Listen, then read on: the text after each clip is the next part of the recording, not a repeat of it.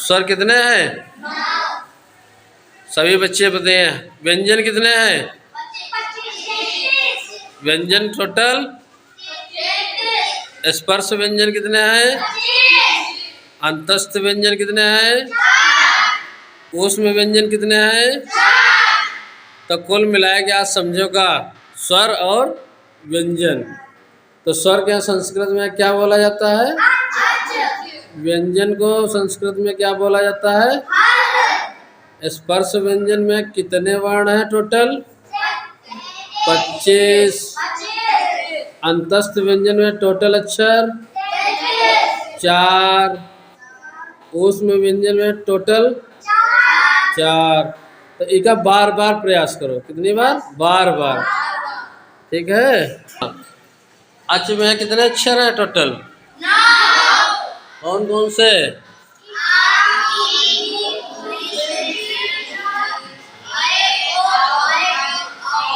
व्यंजन क्या क्या बोला जाता है? व्यंजन कितने हैं? 33 में टोटल स्पर्श व्यंजन कितने हैं? 25 में अंतस्थ व्यंजन कितने हैं? ऊष्म व्यंजन कितने हैं? अब ये तीनों व्यंजन मिला दीजिए तो कितने बन गए हैं? तो 25 4 29 29 4 कितने हैं? हल कितने हैं? स्पर्श कितने हैं? अंतस्थ कितने हैं? ऊष्म कितने हैं? बहुत अच्छे। तो ठीक है। स्वर अच बोला जाता है। क्या बोला जाता है? अच में अक्षर कितने? आ ई उ री री ए ओ आई औ। सब टोटल कितने होते हैं? व्यंजन क्या हल बोला जाता है? कुल व्यंजन कितने हैं? स्पर्श व्यंजन मतलब 25 और अंतस्थ व्यंजन ऊष्म व्यंजन तो टोटल 25 4 25 4 29 4 अब 29 4 टोटल कितना हो गया? 33। तो आप समझ पाओ ये सारे का व्यंजन है। व्यंजन आपस में जोड़ के तो टोटल व्यंजन कितने बने? आप इमा जैसे कोई पूछ ले क वर्ड के अंदर कौन सा अक्षर है तो कब दे फिर चावल में चा छा जा झा या फिर टावड़ में डा आ जा ढा धा फिर टावड़ में आ खा गा गा गा फिर पा पा गा गा। अब अंतस्थ मतलब या रा ला वा। अंतस्थ में कौन से अक्षर है? अंतस्थ में कौन से वर्ण है? या रा ला वा। ऊष्म में सा से संजम वाला है। फिर आ से जोड़ वाला सा फिर सा फिर हा। ये चारों कहाँ है? ऊष्म है। अब सब लोग अपने हाथ के लिए ठीक है जो है अपने मुंह के पास लाओ बोलो सा मतलब इससे मालूम हो रहा है कि गर्म हवा हमारे यहाँ पर टच कर रही है ना। तो जब गर्म हवा टच करेगी मतलब कौन सी? ऊष्मा गर्म निकल रही है। कौन से अक्षर है? गर्म वाले मतलब ऊष्मा ऊष्मा निकले तो ऊष्म व्यंजन कौन सा है? ऊष्म। आपको तुमसे पूछे करवा ऊष्म व्यंजन कौन कौन से अक्षर है तो कौन से अक्षर? एक बहुत अच्छे हैं। बंद करो। चलो देखो इधर। अब बताओ संधि की परिभाषा। संधि की परिभाषा बताओ। दो वर्णों के मेल को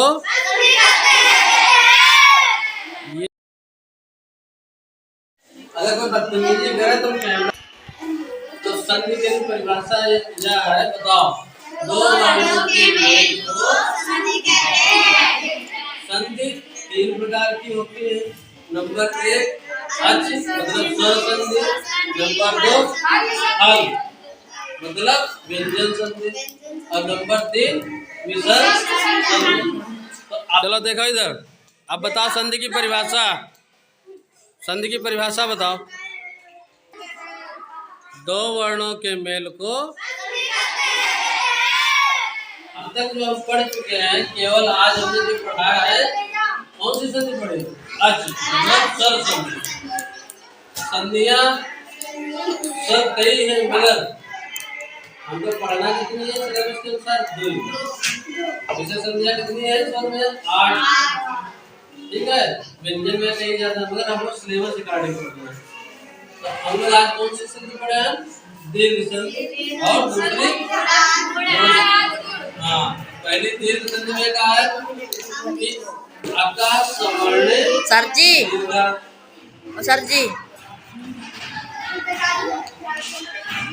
आ इ ओ इ से सावर्ण, कौन सा वर्ण? समान। अच, आ इ उ इ से बाद में क्या लिखा? मतलब कि सावर्ण के बाद अगर अच है और अच के अंदर जो अक्षर है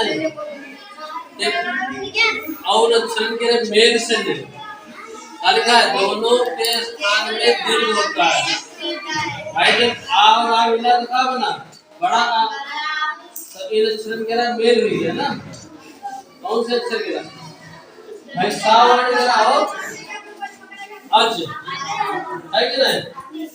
अच, तो ये जो अक्षर के साथ में दीर्घ हो गया, जब आ मिला तो दीर्घ हो गया, बड़ी मिल गया, क्या होगा? दीर्घ हो गया। ओ मिला तो क्या होगा? दीर्घ हो गया। तो कुल मिलाएंगे रे दीर्घ हो गया, समझो? तो जब दीर्घ अक्षर बन गया तो ये मतलब यह कौन सा संधि है? अब इनका कुछ उदाहरण है, जैसे विद्या प्लस आलया, विद्या प्लस आलया, विद्या प्लस आलय मतलब विद्यालय। आ क्या निकला? आ। तो विद्या में कौन सा अक्षर निकला? तो विद्या में कौन सा अक्षर निकला?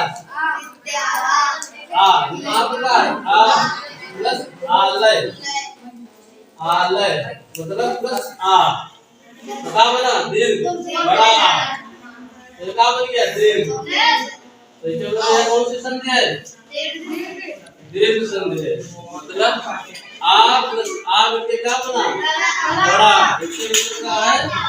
दीर्घ संधि है। कोई अक्षर इससे पहले पढ़ाई किए ना, ह्रस्व दीर्घ प्लस दीर्घ, तो दीर्घ में देखेंगे बड़ा आ, आदि सब आ जाते तो क्या बन जाते? दीर्घ अगर अक्षर आ गया तो मतलब दीर्घ स्वर संधि। कौन सी संधि है? दीर्घ स्वर संधि। अब दूसरी वाली पाई जाओ, गुण संधि, मतलब आदि गुणा। दूसरी कौन सी है? खिड़की खा लो। आदि में मतलब यहाँ पर आ, खिड़की वाला आ के बाद खिड़की खोल दो। आ और बड़ा आ के बाद कौन से अक्षर आ जाए? छोटी, बड़ी, छोटो, बड़ो, ऋषि, र। अगर इन अक्षर के मेल से ले, आ और आ के बाद अगर ये अक्षर आ रहे हैं और यहाँ पर कौन सा अक्षर बन जाए? ए, ओ, अल, अल। इन अक्षर के मेल से आ और आ के बाद ये अक्षर के जब मेल होते तो कौन सा अक्षर बन जाए? ए, ओ, अल। तब कौन सी संधि है? गुण संधि। कौन सी? गुण संधि। अब यहाँ पर उदाहरण देख लो, जैसे उमा, बड़ा निकल रहा है प्लस बड़ी की, बड़ा आ के बाद क्या निकल रहा? ई। अगर ई मिला तो क्या बन गया? आई। आई, आई मतलब ए। अब यहाँ पर देखो वो वाला कहीं पर देख लीजिए, सूर्योदय, इंद्र, महेंद्र, ठीक है? तो ई प्लस मा मतलब आ।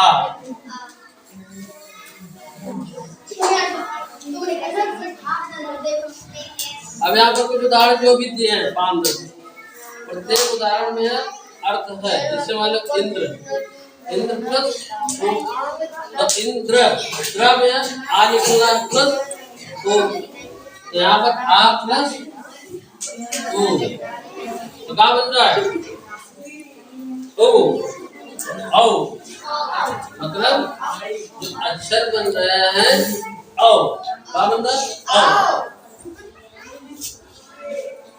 महोत्सव, महा प्लस उत्सव, म आ मतलब बड़ा आ प्लस महो, महोत्सव। तो ओ यहाँ पर आएगा आ प्लस ओ में क्या बना महोत्सव, मतलब आ और आ के बाद आने वाले अक्षरों के मेल से बने जो अक्षर हैं ए ओ अर अल।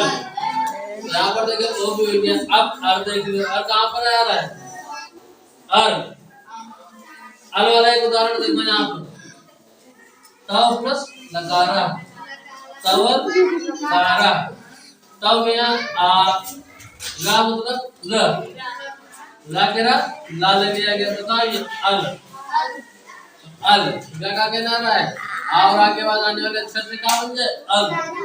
तो उदाहरण बना तवल कारा। कुल मिलाकर कितनी चीजें समझ में आएगी। ठीक है, मतलब आ और आ के बाद जो अक्षर के मेल से मिल ए ओ अर अल बन जाए कौन चीज ए ओ अर अल। तब कौन सी संज्ञा है ये गुड़, कौन सी संज्ञा और अगर अच में है अच गया और सा वर्ण गया आपस में मेल हो रहा है तो दीर्घ हो जाए तो कौन सी संज्ञा दीर्घ। गुड़ में आ और आ के बाद एक अक्षरों के मेल से क्या बन जाए ए ओ अर अल। तब कौन सी संज्ञा बन है गुड़ संज्ञा।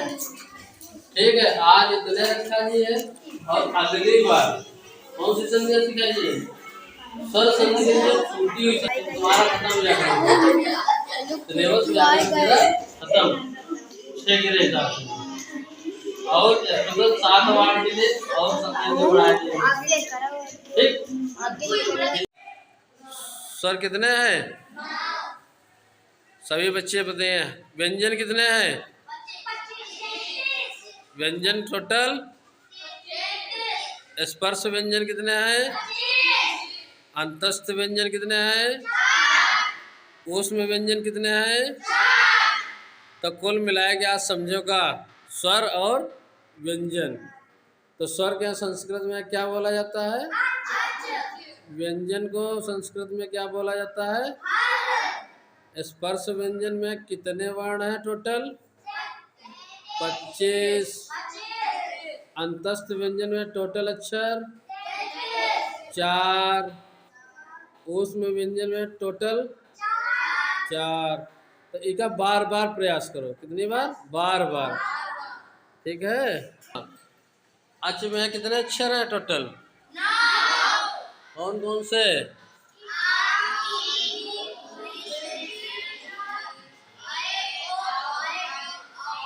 व्यंजन क्या बोला जाता है व्यंजन कितने हैं 33 में टोटल स्पर्श व्यंजन कितने हैं 25 में अंतस्थ व्यंजन कितने हैं ऊष्म व्यंजन कितने हैं। अब ये तीनों व्यंजन मिला दीजिए तो कितने बन गए हैं तो 25 4 29 29 4 कितने हैं हल कितने हैं स्पर्श कितने हैं अंतस्थ कितने हैं ऊष्म कितने हैं। बहुत अच्छे। तो ठीक है, स्वर अच बोला जाता है क्या बोला जाता है अच में अक्षर कितने आ ई उ री री ए ओ आई औ। सब टोटल कितने हैं व्यंजन क्या हल बोला जाता है। कुल व्यंजन कितने हैं स्पर्श व्यंजन मतलब 25 और अंतस्थ व्यंजन ऊष्म व्यंजन टोटल 25 4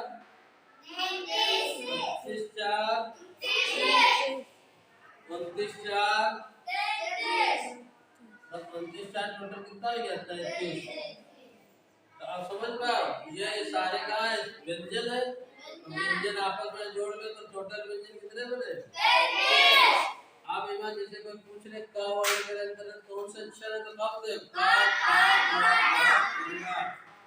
फिर चावल में चा छा ज्या झा या फिर टावड़ में डा ठा डा ढा धा फिर टावड़ में पा खा गा धा धा फिर पा खा गा धा धा। अब अंतस्थ मतलब या रा ला वा। अंतस्थ में कौन सा अक्षर है?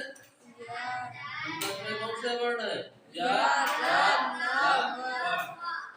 उसमें में सा से संजम वाला है, फिर आ से जोड़ वाला सा, फिर सा, फिर हा। ये चारों कहाँ है? उसमें है। अब सब लोग अपने हाथ के लिए ठीक है जो है अपने मुंह के पास लाओ बोलो सा मतलब इससे मालूम हो रहा है कि गर्म हवा हमारे यहाँ पर टच कर रही है ना, तो जब गर्म हवा टच करेगी मतलब कौन सी ऊष्मा गर्म निकल रही है, तो कौन से अक्षर है? गर्म वाला मतलब ऊष्मा निकले तो ऊष्मा व्यंजन में कौन सा है? ऊष्मा। आपको तुमसे पूछे करो ऊष्मा व्यंजन कौन से अक्षर है तो कौन से? एक बहुत अच्छे हैं।